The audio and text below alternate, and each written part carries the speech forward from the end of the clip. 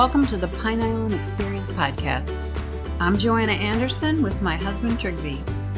Each of our episodes will be conversations with fellow Pine Islanders. The goal of our podcast is to share with you our experiences, what we found to be fun, and what makes the Pine Island experience so unique.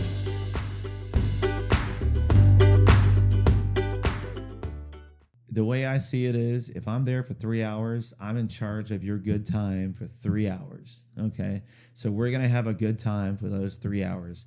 Sometimes I gotta bring you kicking and screaming to have a good time, and sometimes it's really easy, but that's the whole deal. The voice you just heard is our guest this week. He is a singer, musician, and songwriter who has been entertaining Pine Islanders with his charms and great talent for audience participation, Mr. Rudy Cox. Well, Rudy, thank you very much for coming and talking to us on this podcast. We're really excited you're here. My pleasure. We love listening to you. We've seen you quite a bit. Could we start at the beginning and maybe tell us how you got started as an entertainer, or even before that, how you just got started with music? Well, I'll go back real far. The moment that I knew I wanted to be an entertainer, I was living in Chicago, and I was 5 years old. And our family went and we actually saw B.J. Thomas. Okay, I never saw whoever was performing. I know that it was the guy who was performing "Raindrops Keep Falling on My Head." That's all I knew. I knew nothing about it. And we were way in the back somewhere, and my brothers and sisters are climbing on the scaffolding, and they're looking at this whoever's up there. I mean, I never saw what was actually. I know the lights and just a crowd, whatever. And I was like, man, that's a cool thing. Whatever they're doing, I had no idea. So that's how that started, and that was the fascination. Let's say. After that, it was. I always wanted to play guitar, or wanted to be just wanted to play, just like music. I was 10 years old. My father was real sick. And I think we were kind of in an argument or something, typical 10-year-old stuff, and he's sick, and he bought me a guitar, and it's like, wow, I knew nothing. I mean, no clue as to I didn't know how to make a chord, but thought it was really cool to look, to walk around the neighborhood with it, I mean, people, I look good, so. And that's kind of how that end of it. That was the fascination part. Actually, learning how to do it was, I was about 15, and a friend of mine said, "Hey, you play guitar, right?" And I go, "Yeah, sure. Well, come on over." And I quickly found out that I really couldn't play guitar, and but I could sing a little bit. So that's how that whole deal started, And then it was all about chicks, it was all about girls. You're 15. What the? That's why every little boy wants a guitar. Well, yeah. Well, Do you remember the model by any chance? No, I don't think these were models back then. I'm talking about the guitars. I think it was just a little $10-15 difficult to play little. Acoustic guitar, 3/4 size, very, very difficult to play. Of course, I didn't know how to play, but it wasn't anything expensive, but it did really get me going in terms of, you learn these little things in your life, when you're young, and the right person teaches you, and before you know it, you go, wow, that's a connection. And I would dare to say my father taught me the first chord I ever learned. Cool. And which is pretty cool. He wound up passing away a couple years later. But so that was our, I think that was a moment where we could actually connect, So Now, do you play multiple kinds of guitars or other instruments, or? Well, I wound up going to school to be a bass player. Okay. And for instance, if you see me this coming Saturday, and I'll be playing with a band, and I'll be playing bass there, and.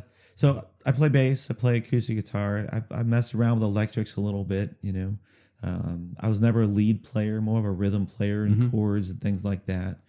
And I sing a little. So a lot of groups as a young kid, or solo, or how'd you kind of get going? Well, back then I was a bass player, and really difficult to play bass solo, out there by yourself, so, and yeah, I mean, I played guitar, but I thought I was really good, but looking back, I was pretty bad, and, so back then I, played with a lot of bands, and at some point it's just, I just figured out that I wanted to write songs more than I wanted to do anything else, but it's very difficult when you're not that good of a player to actually go out and do the solo thing. So I chickened out. I wound up playing in different bands, but back then it really was more bands and more playing bass, and I would sing backup. I got a relatively higher voice, so I could sing backup for women, for female singers, which made me, I can sing in key and, and that kind of stuff and pretty high. So, hey, I was sought after in that respect. Even if the bass playing wasn't there, I could sing harmony. And then eventually it just transitioned. It just transitioned into playing more acoustic guitar, and then singing. So. Did that then kind of come hand in hand with the wanting to write or the creative piece, more so than just playing and performing? Yeah. Well, actually, about 8 years ago, let me back up. I moved here 9 years ago. Okay, and when I moved here, all I wanted to do was just play bass in a band, sing backup for somebody. Didn't want to front a band or anything else. And I had written a bunch of songs. I didn't know what I was going to do with them yet. So it does play hand in hand, because the more you play acoustic, the more you play guitar, the more you write, the more you just kind of. Okay. And when I moved here, or the band that I played in, or the band that I tried out for, already had a bass player. So they didn't really need a bass player. So I was just going to go home, and there's like, well, wait a minute, but you sing better than all of us. So let's, maybe. So why don't you play acoustic and sing? Okay. So that helped, but that helped me get better as a guitar player too. And, get a little more confidence with that. And eventually, about 8 years ago, I had no choice but to go out and, do the economy or whatever. I really needed to go play acoustic and play solos, and I needed to get better. So I forced myself, pretty shy by nature. So, which is hard for some people to believe, but shy by nature. So I forced myself to go play solos, and it was grueling. It just killed me to go do it, but I had to get better. So that's. Well, how did you get in? I mean, you would how just to get in? Yeah, did you just say I want to sing, or did you? I mean, how did you get into the different places to play? You mean gigs or with bands? Okay, with gigs. When we got here 9 years ago, we just moved back from Texas. Okay, and I lived here pretty much my whole life, and went there for a year and moved back here, and all we wanted was a tiki bar and water. And wanted the humidity. We wanted, and white fluffy clouds outside, as opposed to the pollution haze we had in Dallas. Right. And when we moved here, we found the Ragged Ass Saloon on a Thursday afternoon. We went in there, and they had like dollar beers, and that's about all we could afford at the time. So we went in there, and we're watching these people play. They guy named Tall Paul and Quincy, and they're out of Nashville. And I didn't know them, had no idea who they were, nothing else. But we're like, this is amazing. My God, it's a Thursday afternoon. There's dollar beers. They've got a tiki hut here, and and it's just, this is so cool. And I hadn't even found a band yet, or I don't think I had. And I spoke to Nisi. I don't know if you know Nisi there or not, but she had worked there for years. Okay. And so I said, what does it take to get to play here? And she's like, well, would you mind? And she looked at me very sheepish, like, would you mind trying out? I'm like, no, not at all, not at all. And so we showed up on a Saturday afternoon. Most of the band, I guess I wasn't a band. I was in a band called Old School Heroes, and half the band wouldn't play for free. Why, I have no idea, but that they felt it was beneath them to go try out. Okay. Right? They'd rather stay at their house and be the best house band at their house than go out and play. So wound up playing there, 2 or 3 of us, and then after that, they bought all of our drinks and our food, and for our wives, that never happens. And then I wound up playing there for the next 3.5 years. Wow! I think it was the first Saturday of every month. you know, and other gigs too. Sure. So, you know, it's kind of like every other business that you start. When you start, at first, you got to go buy business cards. You got to promote yourself. You got to go out there and talk and shake hands, kiss babies, and all that kind of good stuff. And that's all that was. It's just promotion. And the cool part about it is that, you know, once they hear what you do, there's no competition anymore. You're in competition with yourself, in my mind, to be the best you can be at it. And if you're putting on a show, if you're interactive, you guys have seen me. I'm relatively interactive, right? You know, it. Most people don't. Most people are not that interactive, so they can be great at what they do, but you know, you look at all the people around who really stand out. I mean, you look at Brother Love. Mm-hmm. How much more interactive can he be than Corky? You know, I mean, and it shows. They're as successful as you can be here. So that's how I got in. That's cold calls, really. You know, when you think, and that's what's hard to do. When you went in there and said, "What is it? What do I need to do?" You know. Yeah. Wow. So you mentioned the connections. I think you normally do something like you seem to anoint somebody like the band manager or something. How'd that get started? Well, you know, the reason why I started that is because you know, back in school, there was always like one kid who, you know, in like a classroom that was disruptive. So the teacher could either take that person and, you know, send them to the principal, right? Or you know, or put them in a corner, or they can let them clean the blackboard or whatever, right? Mm-hmm. Or the magic erase board, whatever it is, you know. And so I found over the years that if somebody really wants to get involved, I spot somebody who just either wants to be part of the show, or there's something, or they look like they have a sense of humor, or they're good, you know.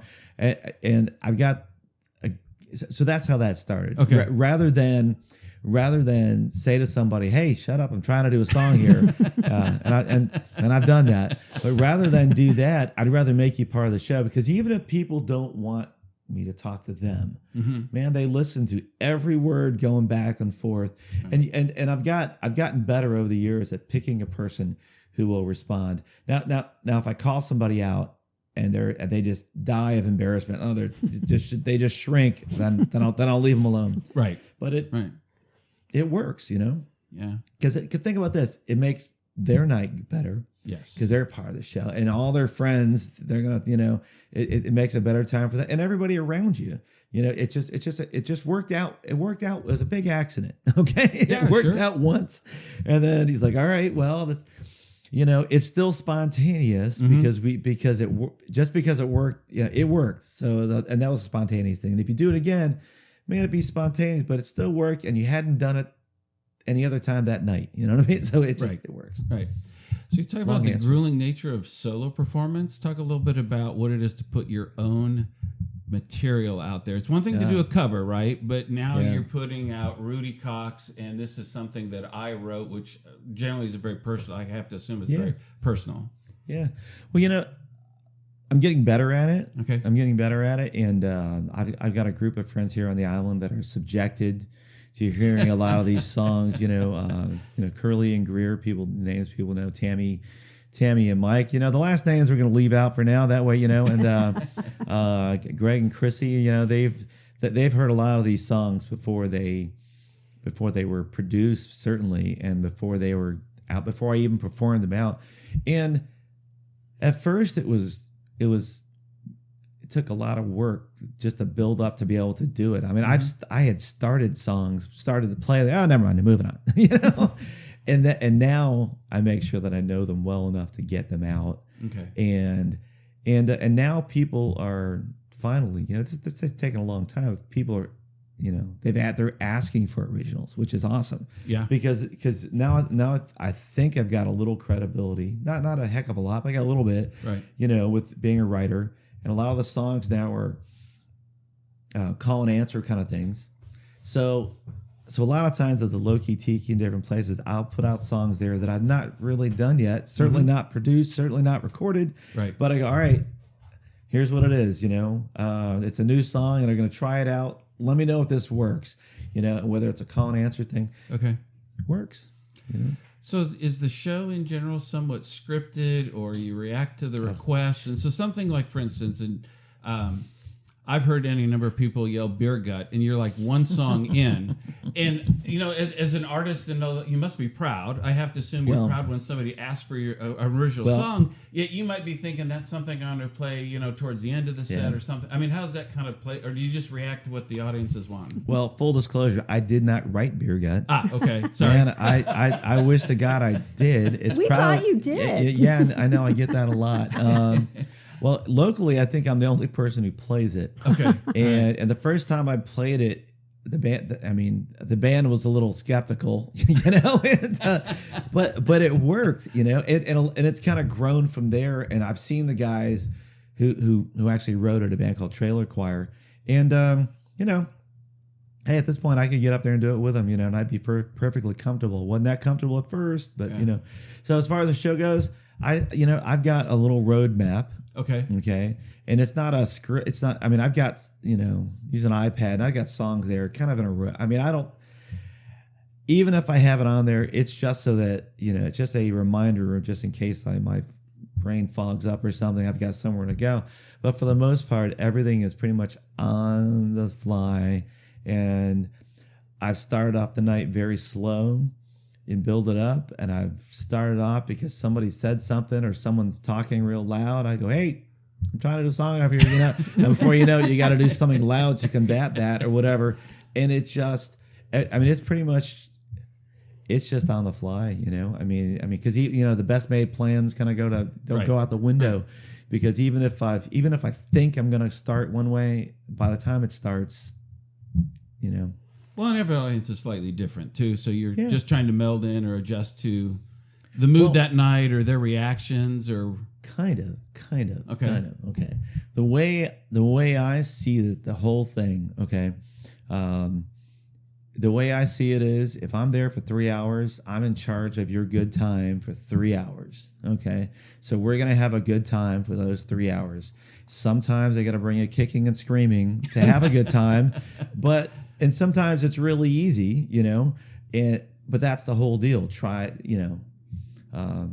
the story's probably too long, but I met a guy named Papa years ago. I'll tell you the story, but that's kind of like a big influence of mine. I'll try to keep this short. You may have to edit this down. No worries. No, you don't have to be short.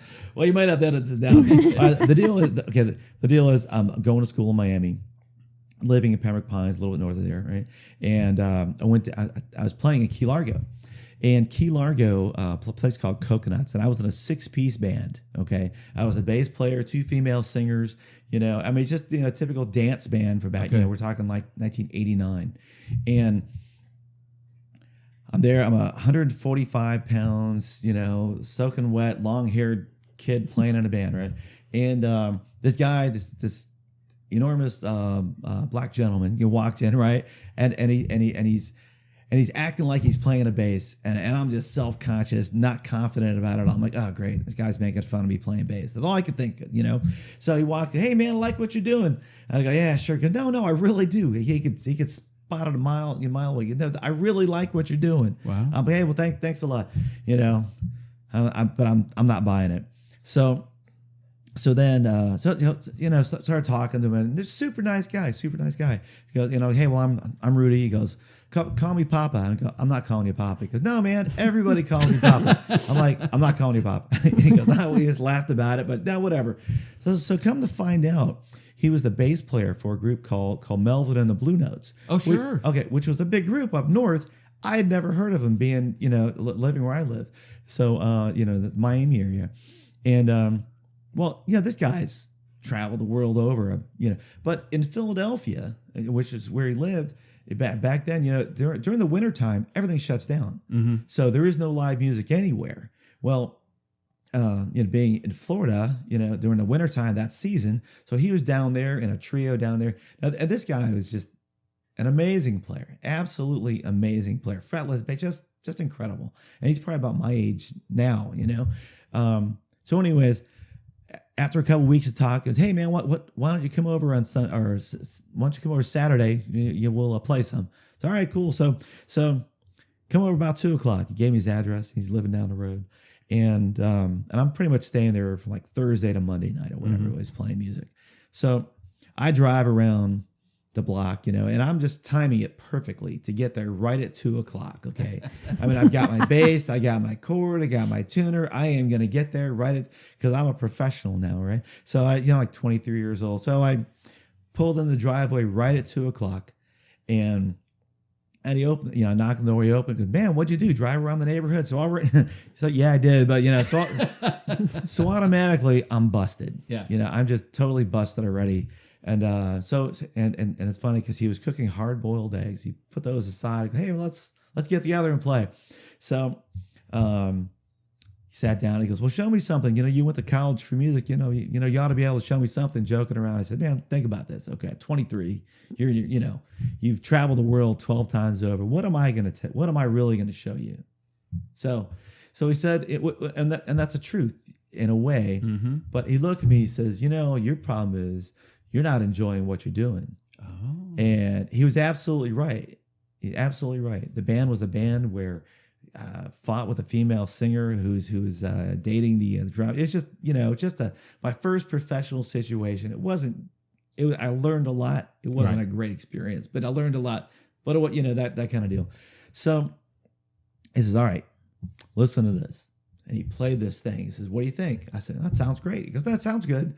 I'm accomplished. I can't play anything too bad, which is true. After so many years of playing, if you sound like if you make it like you're trying to mess up, you're not really messing up by someone else who really can't play by those accounts compared to that. So he goes, all right, you listen to that. He goes, now watch this.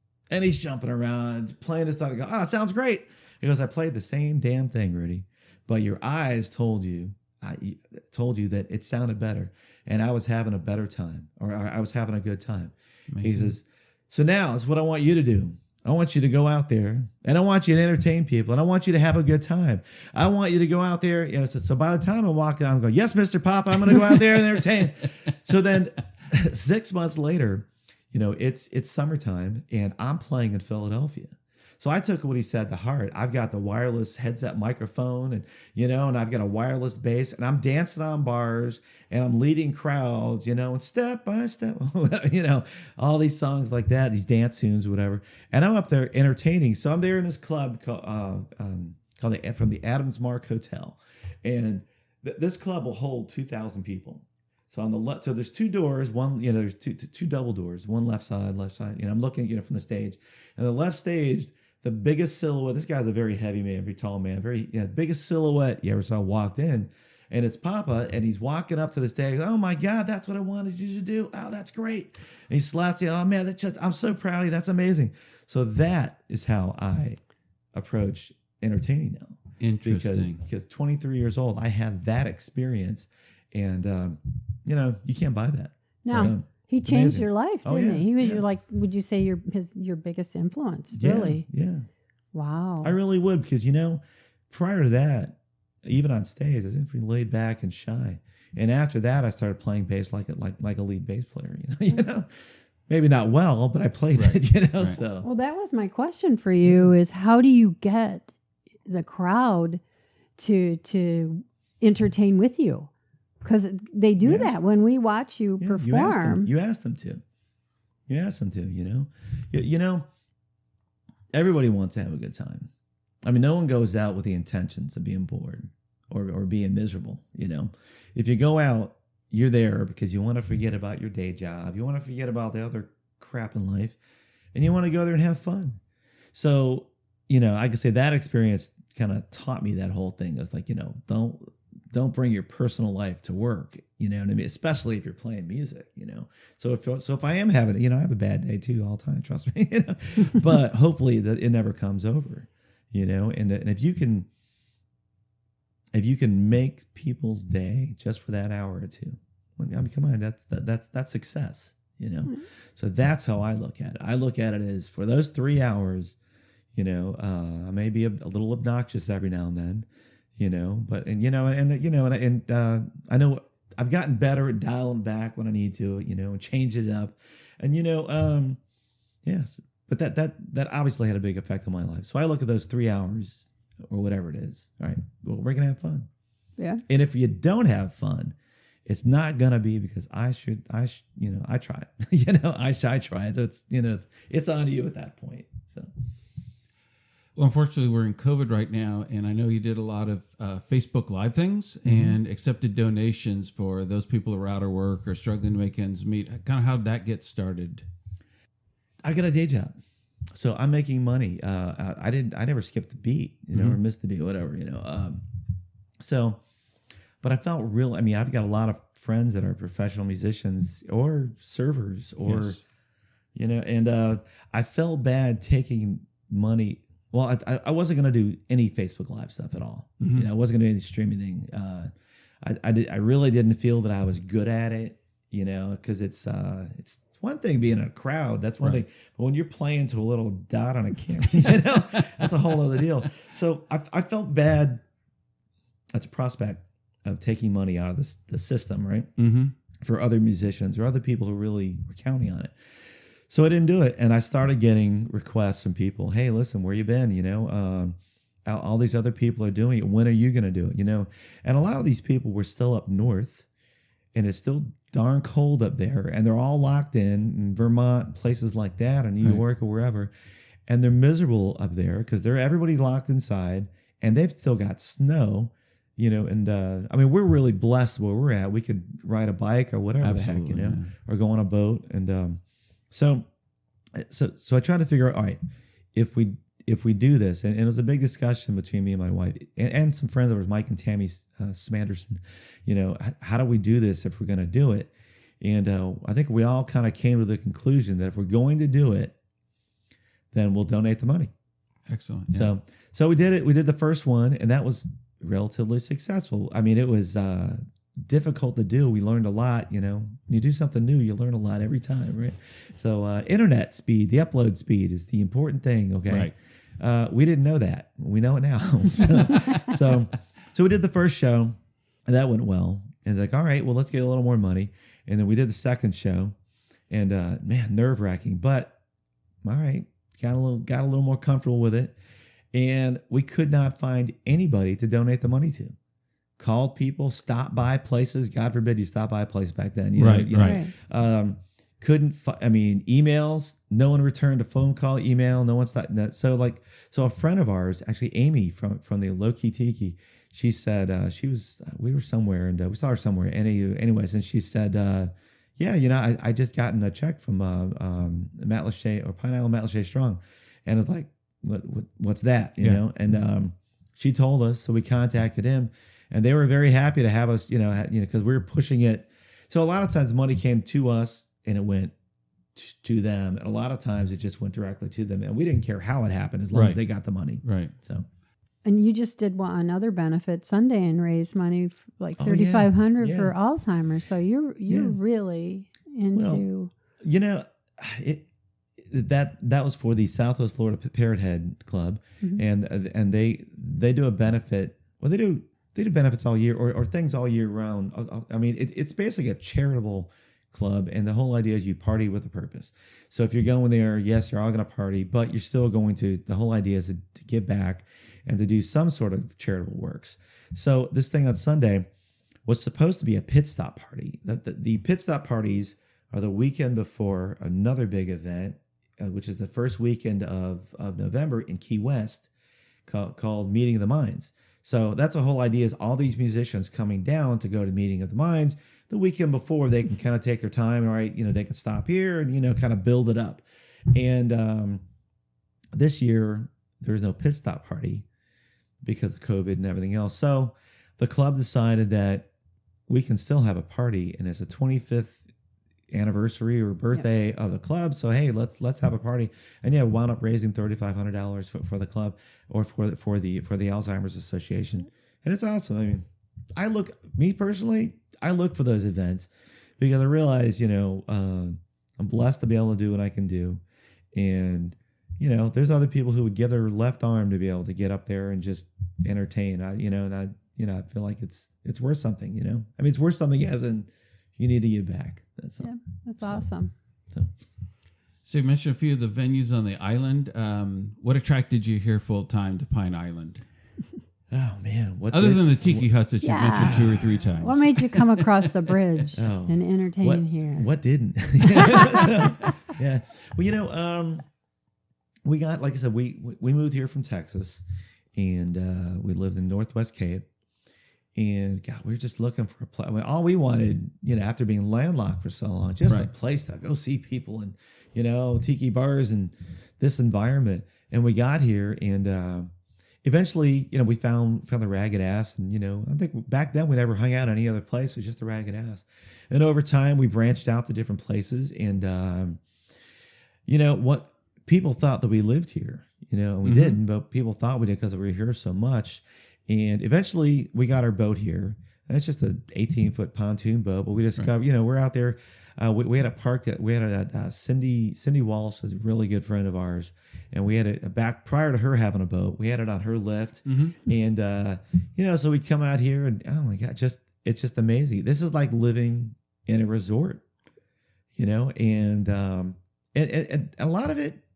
I mean, you've got the water, you got the bars, you got all that, but a lot of it's just the people. Yeah. We found that you could be hanging out, talking.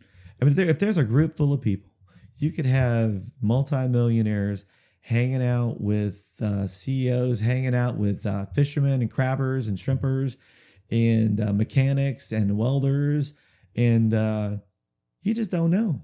You just don't know. And it doesn't matter. That's the cool part. It doesn't, no one cares. That's just awesome. I mean, that to me, it's like there's real people here as opposed to so many other places we've been to. People, it's so I guess really people. I guess to boil it down, it really just comes down to the people. So, I mean, there's that. There's certainly the entertainment, but as you mentioned, I guess before we went on microphone, but there's so many characters on the island. There's so many people with stories that if you ask someone how their day went, or and they start really talking to you, you never know what you're gonna get. You know, so it's just amazing. One of the things we like to do is I don't live on the water, but I live close.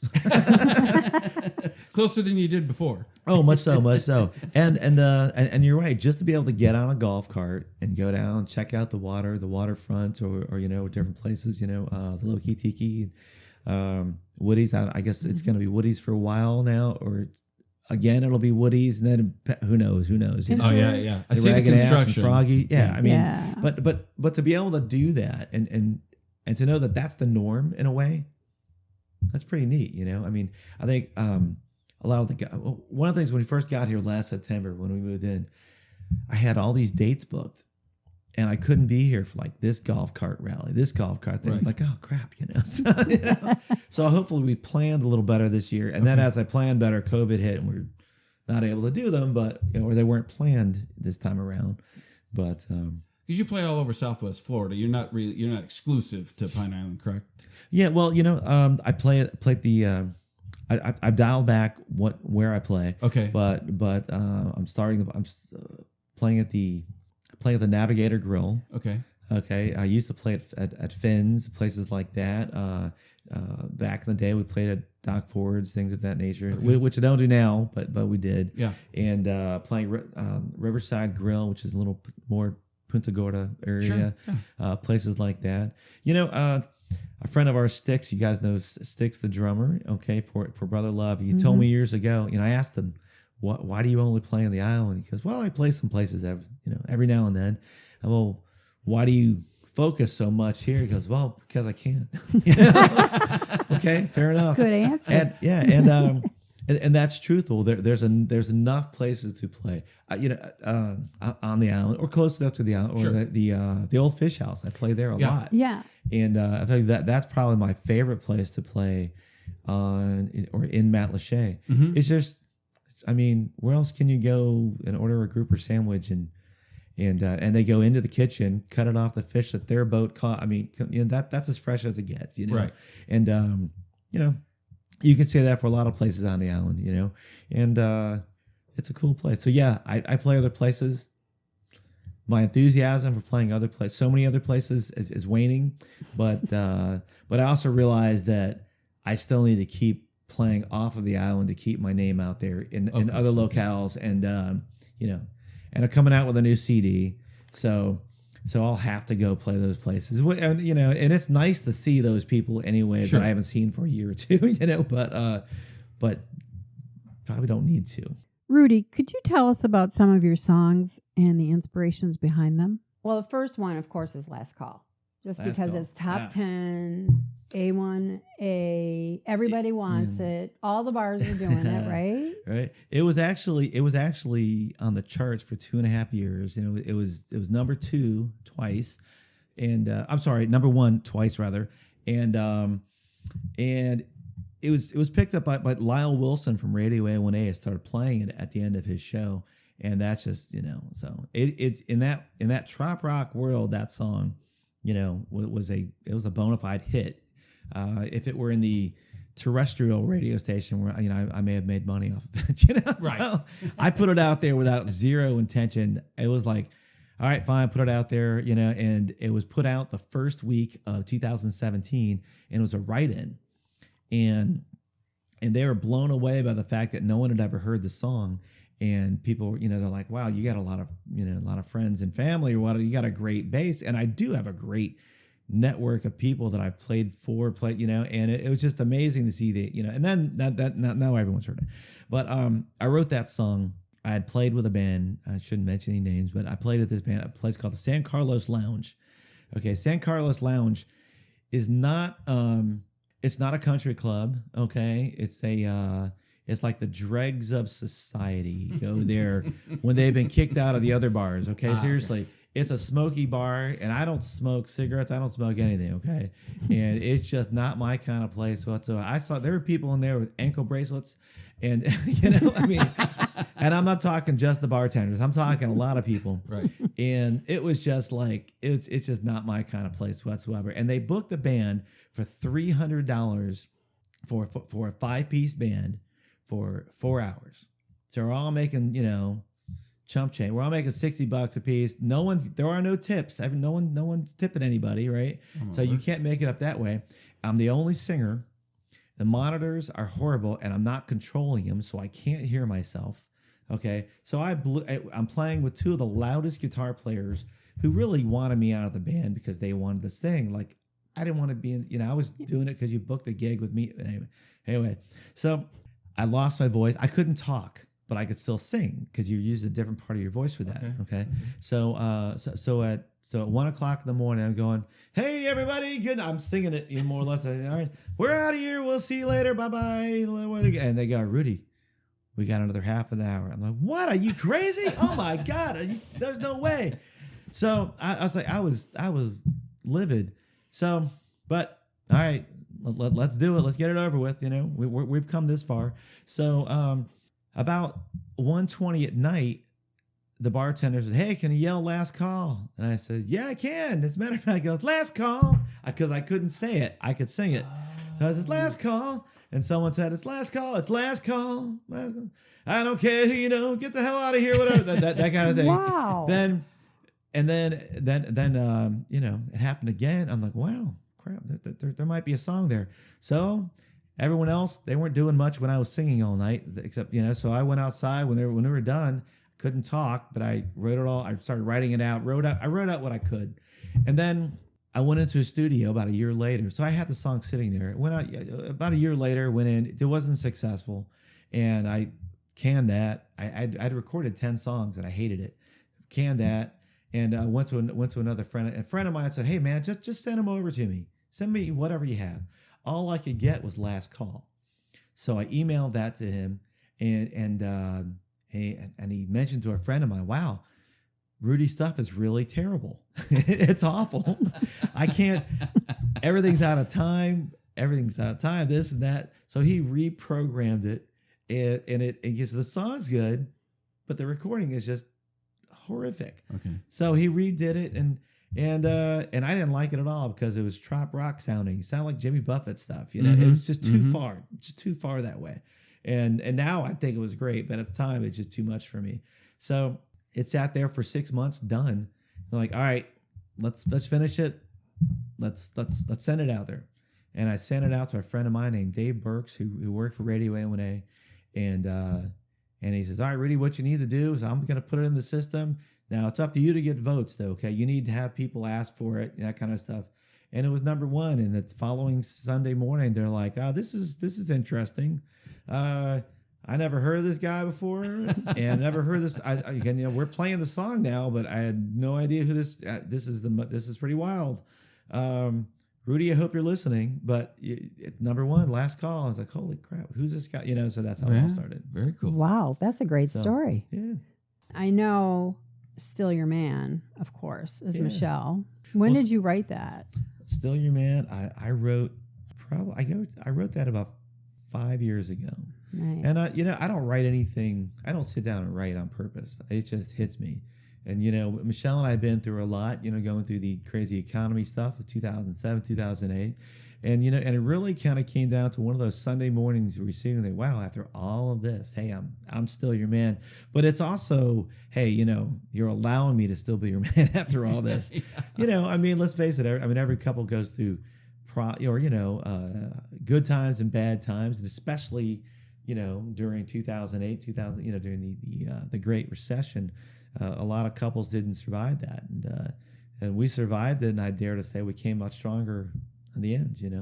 So that was about that. I wrote that song, and one of those songs that I write a lot of songs, and I kind of not that I forget about them, they just put them back somewhere.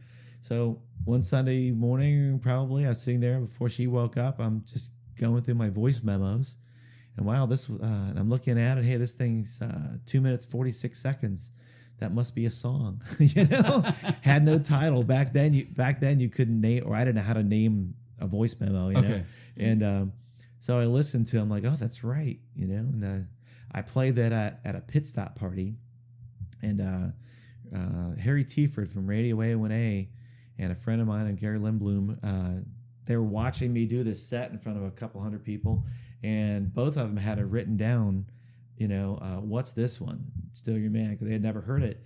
And that's why it made it on the CD, because they were like, all right, that's a couple song. That's, So did you surprise her with it, or? No, I can't surprise Michelle anymore. You've been married too long. Well, she hears me right. And Michelle's the kind of person that I can show her songs and she'll go, not getting it. Not getting, or yeah, okay, all right, you're getting there, or well, wow, that sounds just like the other one you wrote. So move on, And Michelle's a great barometer for what's, she can tell me if it makes sense or not. And I've shown her songs before where, if she didn't get it, I somehow magically dropped it, and I'd never heard of it either. So it's just the way it is. And Strong Woman sounds like it could be your mom, or it could be women you know. Well, if you listen to that, it starts off about my my little brother was a barroom brawler just south of Tennessee. It's really talking about his wife, who is tough as nails. She is, I joke about her being mean, but she's got a mean streak in her, but she loves my brother to death. And she's the kind of woman who basically goes, put that down. You're not having that again. Okay. It's just a piece of, I don't care. Put it down. She's that type, and Charlotte doesn't play around. She really doesn't, So I was thinking about just that whole dynamic, we've had a good relationship and a contentious relationship, but she loves my brother to death. And the reality of it is my brother needs a strong woman in his life to basically say, enough of this, and frankly, so have I. And Michelle's not a very loud person. She's a very strong woman, and she doesn't take any crap from anybody, my mother had 10 children. Oh okay. So, and I wouldn't say she raised them completely on her own, but wow. Essentially her first husband wasn't the model husband, and neither was my father. So just thinking about that whole thing. Women put up with a lot of, and yeah, hey, listen, guys put up a lot of crap too, but women put up with a lot of stuff, and I think a lot for the most part in life, I think men are better as a result of having a woman in their life, or a strong woman in their life, and it's a good thing. So, Takes a strong woman. yeah. In 1953, what's the significance of that year? Yeah. 1953 was the year that Elvis really came on the scene, and that changed America. Probably changed rock and roll and music. It's also the year that Leave the Beaver, I believe, it wasn't out then, but that's when it was set. I believe it was set for 1953. So after going through a crazy time during that wacky recession we had back in 2007, 2008, I took a job in Texas as a business development person. And I took it as a salesperson, estimator salesperson. But what I found out very quickly is that people from Mexico, especially in that environment, they're not real loud, as compared to your average American who's just, growing up where we grew up. You gotta speak up, and that's not really their culture. It's more polite, So there I wound up being the business development person. But we didn't like where we were. But we're there for a year. You had a year commitment. So we're there, and we're setting up the music room upstairs, and we're not really enjoying it there, because it's me and my wife. It's cold there. My God, is it cold there? 2010 when we were there.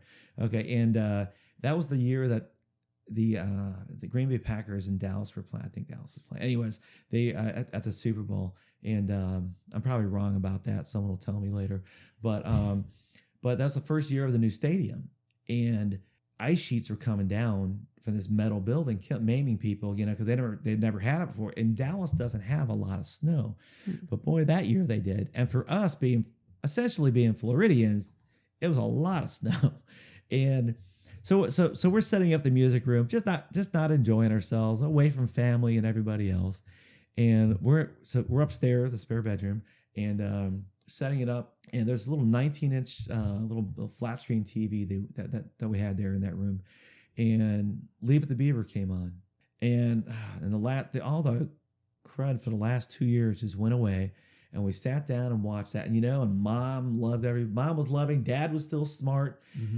everything went to hell in a handbasket in a half an hour.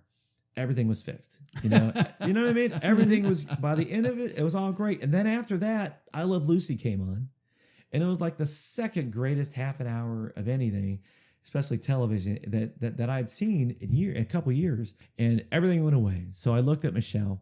I said, God, things were so much better back in 1953. She says, well, we're still in Texas, 1,500 miles away from everybody. We're freezing, and then it's going to get hot. So, so she walked out of the room, she went downstairs, and I wrote the song. And within 20 minutes, it was done. Amazing. And I tweaked it, Sure. Tweaked it. But that's pretty much the bulk of it. And most of those songs that people connect with, they all happen very quickly, and yeah, it's a great song. Yeah, thank you. Well, tell us about Nashville. I was reading on Facebook where people said, why don't you go see this guy? And you said, I'm working. I remember reading that, but it sounded like you were having a ball working in Nashville. I tell you, well, here's what I with that. People from MFG Records saw me do a show, another charity event that we had done, called the Trop Rock Dance Party. The whole idea is we were raising money for this or that or whatever. But the whole idea was that it's a big show. It's another Trop Rock event. Most of those are charity events. No one makes money, So, but they saw me perform there, and they approached me afterwards. And they own a studio up there, and they own one down here too. And went up there. After about 9 months of talking to each other, finally went up there, and the whole idea, we were going to record. They set up the right musicians, for my kind of playing, my style of music, whatever. Went up there, got up there on a Friday night, rather, like 11 o'clock at night. By 9:30 the next morning, we're setting up. 10 o'clock, the musicians show up, and it was the most intense musical thing I'd ever been through, because within 6 hours, we had recorded 10 rhythm tracks that sound better than anything I've ever done before. And it's just that these guys are just at such a different level than certainly I am, Yeah. I mean, just a whole nother musical level. These guys are these are the guys like the Carol Kays of the world we talked about, the bass player, the Wrecking Crew, whatever, or those, the Motown band, James. I mean, these guys are the guys that guys and women who do the master's classes on how to play your instrument. They're just incredible. And I play a song one time through. They would read the chart. They'd talk about a few ideas. Had no idea what the heck they were talking about. and then they're ready to roll. It's like, oh my God. I'm thinking, we've not argued about it yet. We've not played it for 6 months. Or a day or nothing, and they just knocked it out. I mean, just incredible. So people were asking me, was I going to go do this or go do that? I'm like, oh my God. I mean, by the time dinner rolled around about 7, 8 o'clock at night, I mean, I had such a splitting headache from the intense focus on what we were doing. It's like, oh my God, this is like, a sugar drop or whatever, but I mean, it was so intense. And it was like the greatest headache I'd had in a long time, because it was just such a cool thing. The next day by 9 o'clock, Sunday morning, 9 o'clock in the morning, I'm singing at 9 o'clock in the morning, which is pretty rough. And just singing, not the real vocals, but just singing the, rough tracks, let's call it. And it was great. It was great. After that, did more guitar stuff. And it was just such a cool experience to go up there and to have that caliber of player, I mean, like I said, certainly the best of the best, certainly people that, I sing and I write. It's funny because none of those people sing and write. So they're marveling at what I can do. I'm like, you guys are just filling my head full of crap because I'm hearing you play, So just amazing, just amazing. So yeah, it was pretty cool. And you were having fun, like your advisor told you to. I mean, were you having fun besides the splitting headache? Oh yeah, I had a great time. Like I said, it was the best splitting headache I'd had in a long time. Okay, seriously, it was the greatest time, but it was the most intense thing you could go through, or that I had ever been through musically, and it was great. I mean, it's funny because Sunday I was exhausted, and all I did was just play a guitar and sing. And it wasn't anything physical, and it was great. I mean, trust me, I had a wonderful time, but it was certainly intense. And so yeah, it was great. And what about the CD? When does that come out? Can you announce it yet? I can't announce a date yet because we haven't quite gotten that far. Next week, I'll be going in and I'll do the vocals for real, and I'll do backups and stuff like that. Okay. And so there's still that whole process to do. I sang scratch vocals, meaning scratch vocals are like, all right, so everyone knows the roadmap, where we are in the song. I just sing it through one time. And if I mess up a little bit, no big deal. It's not forever. Okay. This time I go in and it'll be, I'll practice, top my lungs for an hour and go in and, sing it for real, and everything matters then. Because it'll be there forever, once it's done, it's done. That sounds intense too. Probably. Can't wait though, So I'm hoping for about a month or so from now, but we'll see. Okay. Yeah. And does it have a title yet, or is that still in process? I'm pretty sure it's going to be called Living on an Island. Okay. Very aptly named. Yes. So this CD is a little more tropical. I mean, we live here, it's a little more kind of done in a happier place, if that makes sense. Mm-hmm. I mean, have you guys ever heard that, if you answer a phone and you're smiling, it comes across, right? Yeah. Well, I would say the same thing. If you're recording and you're happy and you're smiling and it's not under pressure, it comes across differently. And a lot of these songs, there's probably six, maybe 7 singles on this, and which is pretty cool. Usually it doesn't go that well, So, and a lot of them are call and answer kind of things, and I've written some songs with a guy named Alvy King out in Texas. I've never met Alvy, but we got connected together somehow, and through a DJ from the owner of from Radio A1A hooked us up, and so we started writing songs together, and pretty cool stuff. I've read where you said it was trop rock, country, and smoky bar jazz. Is that really? Well, okay. The last we had all the songs figured out which one we're gonna do. We had like 12. The whole idea is you go in like a pre-production meeting and you talk about what songs you want to do. So I brought in like 28 songs and just played 28. So I write a lot. So I read in like 28 songs and or something to that effect anyways.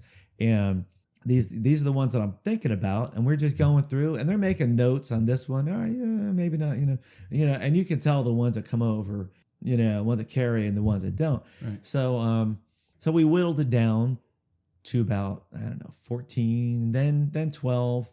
And then the last day I go in and we're going to write charts. And that basically what that means is we're going to go in and we're going to write the charts for the music that we're going to play in a couple days in Nashville. So I go in and I go, all right. And I got a surprise. He goes, oh, what's this? And he says, well, I woke up I don't know, just the way it hits me is I write the music and everything in my head all at once. So I had this song hit me, and it's called Stuck in Her Ways. And that's more of a smoky little, it sounds like it's in a smoky little jazz bar somewhere in the middle of nowhere. And that's that song.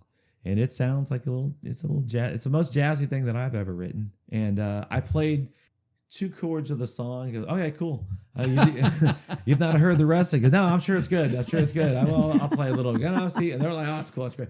So we wound up doing that. So, and that song's pretty cool. We did. It's very, very simple, but it's about the story. And we had the guy, I forgot the guy's name. The utility player. He's in a big band. A utility player is somebody who plays like 80 instrument, whatever, one of those guys. He just plays everything under the sun. Okay. And there's a clarinet on it. I would never dream of a clarinet on any of my songs. Right. And it doesn't sound like anything like Last Call and the other tunes. But this guy came in and he does a little solo on it, and it sounds like you're in a little smoky jazz bar somewhere. And so. Oh, can't wait to hear it. So, well, hopefully you still feel that way. No. Hopefully you still feel that way. Yes. We'll see how it goes. So. Well, you've been very kind with your time. Do you have a calendar in your head? That may be an unfair question about upcoming gigs where people can catch you. Obviously, mostly on Pine Island. Yeah. Well, I'm not sure when this is going to come out, but this weekend coming up is a busy weekend. Jumpin' Fences, my band, is finally getting back together. Okay. Wow. And we'll be playing at the Low Key Tiki on Halloween. Like I said, I'm not sure when this is going to come out, but we'll be there for Halloween, 2 to 5. And I'm at the Low Key Tiki at the first Thursday of every month. Okay. Yeah, we've seen you there quite a bit. Those have been great. And the Old Fish House, the second Saturday. And really the best way to find out where I'm going to be is either on my website, which is rudycox.com, or it's Facebook. Friend me on Facebook or follow me on Facebook. It's even better. Yeah. And the same thing goes for Jumpin' Fences. We're playing some gigs at Seacraft as well, which is a place in North Fort Myers, and some things of that nature. So we're all over. This should be a very big year. Despite the whole COVID thing killing everything, this should be a big year musically. Good. Yes. Excellent. Excellent. Oh, it's been wonderful chatting with you, learning about you. We learned so much. We didn't know about. And we certainly enjoy when we get to see a show. So we're being a little extra careful with COVID, but we'll try to get out. But thank you again. Oh, thank you for having me. We saw you down at Woody's not too long ago. That was a lot of fun before they closed for their remodel. Yeah, well, we'll see how that goes. I'm not sure they're going to have live music again, but they should. I totally agree. They definitely should. Tell them they definitely should. I can hear them now. Well, those 3 agree. Then we'll do it. Well, thank you so much. Oh, well, thank you. My pleasure. Well, we hope you enjoyed our Pine Island Experience podcast. If you have any ideas for us, people to interview, or any comments, please feel free to email them to pineislandexperience@gmail.com. That's pineislandexperience, all one word, @gmail.com. Don't forget to like us, and you may subscribe to this podcast using all the major podcast catchers like Apple iTunes, Google Podcasts, and Spotify. Thanks again for listening, and remember, island life is a constant vacation. We'll see you on the next episode.